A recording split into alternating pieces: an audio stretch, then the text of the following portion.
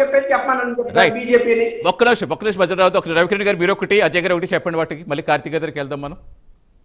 Land title act ఒకటి, cinema టికెట్ల విషయం ఒకటి. ల్యాండ్ టైటిలింగ్ యాక్ట్ అనేది ఒక చట్టం జగన్మోహన్ రెడ్డి గారు చేశారు. మేము రాంగాలు రద్దు చేశాం, రాష్ట్ర ప్రజల నెత్తిన పాలు పోసాం.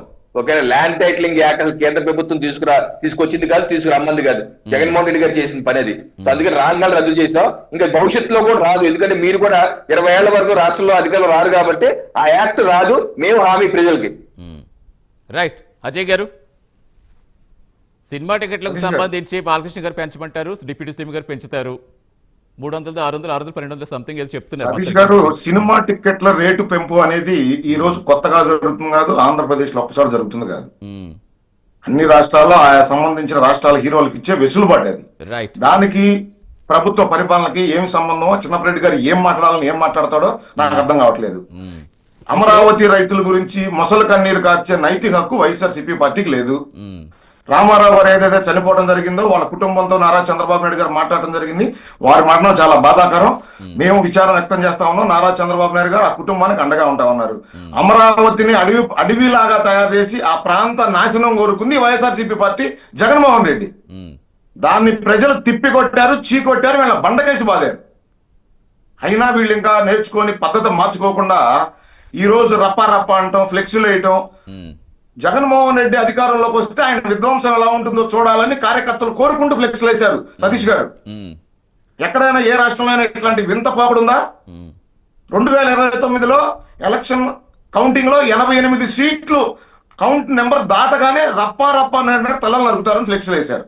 అంటే వీళ్ళు ఈ రకంగా కార్యకర్తల్ని ఏ విధంగా తయారు చేస్తారు? ఉన్మాదుల్లాగా తయారు చేస్తా ఉన్నారు సతీష్ గారు. వైఎస్ఆర్సీపీలో ఉన్న కొంతమంది కార్యకర్తలను ఉన్మాదుల్లాగా తయారు చేసి ఈ రాష్ట్రం మీద ఏదైతే జగన్మోహన్ రెడ్డి ఫ్లెక్సుల మీద రక్త మరకలు చిమ్మారు, అదే విధంగా ఆంధ్రప్రదేశ్ రాష్ట్రం మీద రక్త మరకలు చిమ్మే విధంగా ఈ రాష్ట్రం నాశనమే విధంగా వీళ్ళ ఆలోచనలు, వీళ్ళ చేష్టలు ఉన్నాయి తప్ప ఈ రాష్ట్ర అభివృద్ధికో, ఈ రాష్ట్ర ప్రజల సంక్షేమానికో అసలు వీళ్ళకి సహకరించే ఆలోచన కానీ అటువంటి మంచి గుణం కానీ అసలు జగన్మోహన్ రెడ్డికి లేదు సతీష్ గారు. అది రాష్ట్ర ప్రజలు గమనిస్తూనే ఉన్నారు. రైట్. ఎస్. కార్తీక్ గారు, సో ఏం చెప్తారు? ఇంకా వీటితో పాటు ఇప్పుడు రాష్ట్ర అప్పులు పెరగడానికి ఇప్పుడు అది గత ప్రభుత్వం, ఏ ప్రభుత్వం అనేది కాదు, అసలు ఎవరి బాధ్యత తీసుకుంటారు? భవిష్యత్ తరాలకి అభివృద్ధి ఫలాలు అందితే ఈ అప్పులు తగ్గే అవకాశం ఉంటుంది. ఈ అభివృద్ధి ఫలాలు పెరగాలి అంటే ఇంకా ఏం చేయాలి? నిజానికి అప్పులు అవుతున్న మాట వాస్తవం, కానీ అప్పు సరైన దానిలో ఖర్చు పెట్టగలిగితే, ఆదాయం క్రియేట్ చేయగలిగితే, మళ్ళా అప్పును తీర్చుకోగలిగే పరిస్థితిని మనం చేయాలి అనేటువంటి టార్గెట్ ప్రభుత్వాలకు ఉంటే అప్పులు పెద్ద విషయం కాదు. ఎగ్జాంపుల్, నారా లోకేష్ గారు ఒక మాట చెప్పారు, $1 మిలియన్ ఎకానమీని ఆంధ్రప్రదేశ్ గా తీర్చిదిద్దేటువంటి లక్ష్యంతో మేము ముందుకెళ్తున్నామని చెప్పారు. నిజానికి ఆ లక్ష్యం వైపుగా అడుగులు అయితే పడుతున్నాయి. రియాలిటీలో దాన్ని సాధించగలిగితే, ఇప్పుడు ఎగ్జాంపుల్ వైజాగ్ లో లక్షల కోట్ల పెట్టుబడులకు ఒప్పందాలు జరిగాయి. అవి రియాలిటీలో గ్రౌండింగ్ చేసుకున్నారనుకోండి, ఇప్పుడు ప్రపంచంలో అత్యంత వేగవంతమైన కంప్యూటర్ మన అమరావతి వేదికగా నిజంగా ఎస్టాబ్లిష్మెంట్ అయ్యిందనుకోండి, క్వాంటమ్ కంప్యూటరింగ్, ఎంత పేరు వస్తుంది, ఎంత సంపద వస్తుంది.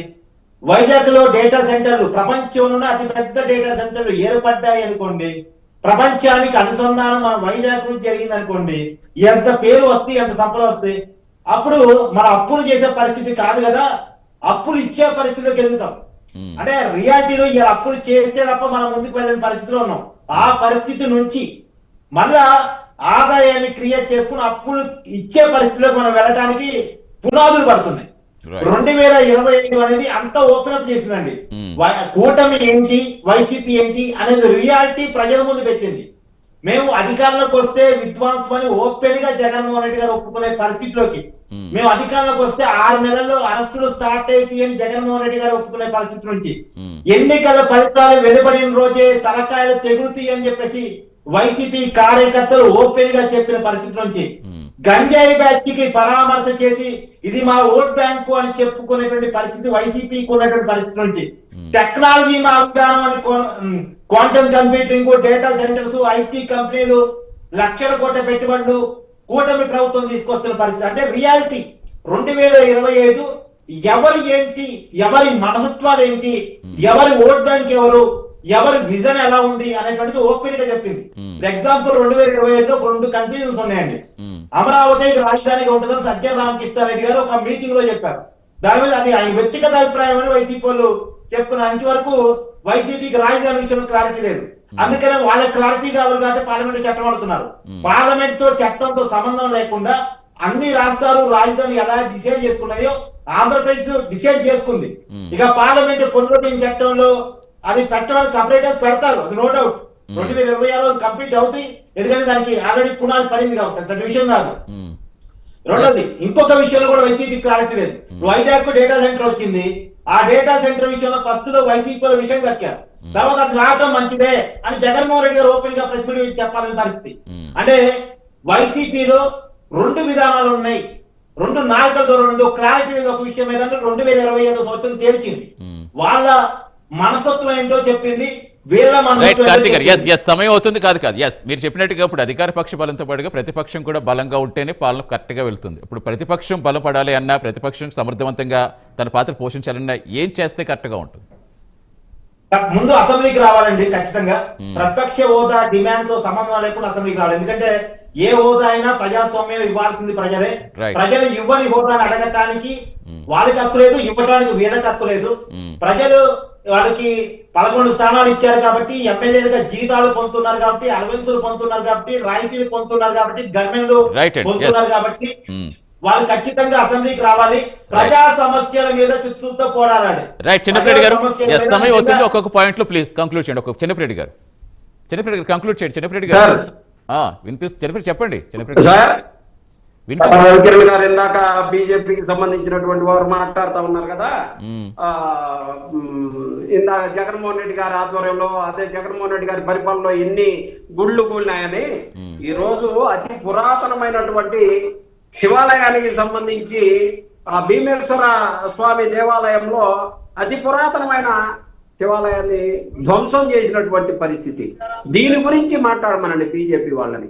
అలాగే రప్ప గురించి ఇందాక మాట్లాడుతూ ఉన్నారు కదా, రప్పకి సంబంధించి ఇదిగోండి బీజేపీ వాళ్ళు ఇది ఈ బీజేపీ రప్ప, ఇది జనసేన రప్ప, టీడీపీ రప్ప, అందరూ కలిసిన రప్ప. ఇది ఈ నరుకుడు కార్యక్రమాన్ని వీళ్ళు స్టార్ట్ చేసింది వైఎస్ఆర్ కాంగ్రెస్ పార్టీ కాదు, వీళ్ళు స్టార్ట్ చేసినటువంటి దాన్ని.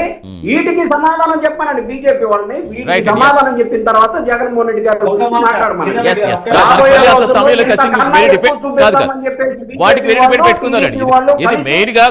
మెయిన్ గా ఇప్పుడు లాస్ట్ ఇయర్ గురించి పెట్టుకున్నా కూడా ఖచ్చితంగా మీరు చెప్పిన అంశాల మీద ఖచ్చితంగా మళ్ళీ వెళ్ళే పిలుద్దాం, మళ్ళీ డిబేట్ ఖచ్చితంగా పెట్టుకుందాం. ఏమైనా చెప్పాలి ఒక పాయింట్ కంక్లూడ్ చేయండి.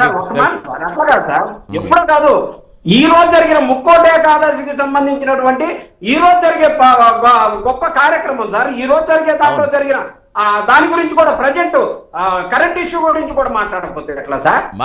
మాట్లాడమని కరెంట్ ఇష్యూ గురించి సార్ నేను వీడియోతో సరే రైట్. రవికిరణ్ గారు సమయం అవుతుంది చెప్పండి సార్, దానికి ఆన్సర్ ఇస్తూ కంక్లూడ్ చేయండి సార్. ఇప్పుడు దేవాలయాల విషయంలో వైసీపీ పార్టీ ఎంత తక్కువ మాట్లాడితే అంత మంచిది.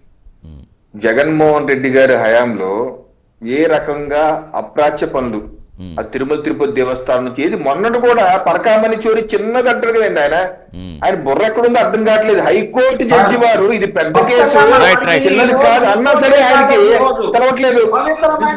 హిందూ సాంప్రదాయం మీద ఏమాత్రం విశ్వాసం లేనటువంటి వ్యక్తి అడుగడుగున ఆలయాలపై దాడులు చేయించి అడుగడుగున అవమానం చేసిన వ్యక్తి వీళ్ళు వచ్చి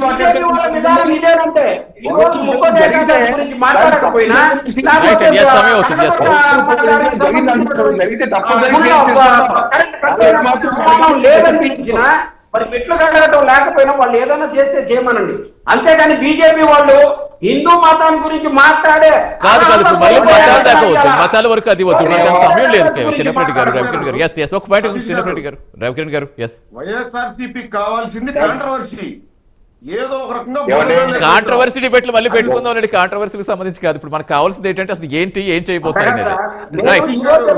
ముక్కోటే కాదండి, రాష్ట్రమంతా కూడా దేశమంతా చేసుకుంటా ఉన్న కార్యక్రమం మీద జరిగినటువంటి భీమేశ్వర ఆలయంలో శివాలయంలో శివలింగాన్ని పూర్తి చేసినటువంటి స్థితి, దాని గురించి మాట్లాడమంటే అది మాట్లాడకుండా ఎందుకంటే మీరు అబద్ధాలు అసత్య ప్రచారం చేస్తారు.